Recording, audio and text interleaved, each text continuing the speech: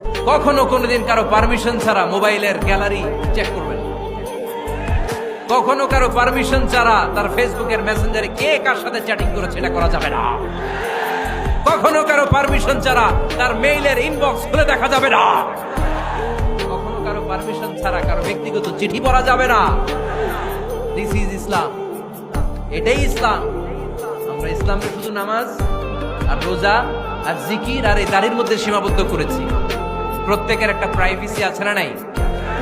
Everyone has privacy and no one should interfere in his privacy or in her privacy. প্রত্যেকের একটা privacy আছে না নাই? মানুষ ছোট হলেও তার একটা সম্মান আছে না নাই?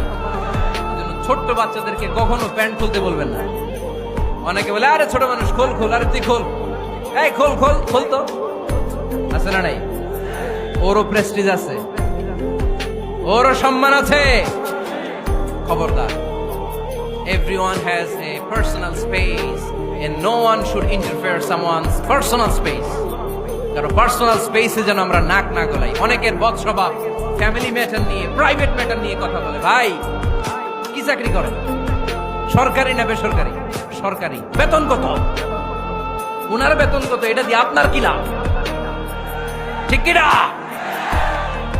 মানুষ একটা দেখলে ভাই বয়স কত, ভাই বেতন কত, ফার্স্ট ইমপ্রেশনে, ফার্স্ট যখন আপনি কারোর সাথে দেখা করবেন, বেতন কত, বয়স কত, এগুলো জিজ্ঞেস করা যাবে?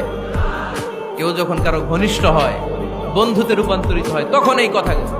শুরুতেই প্রাইভেট ম্যাটার নিয়ে, পার্সোনাল ম্যাটার নিয়ে খোঁচাখুচি করা যাবে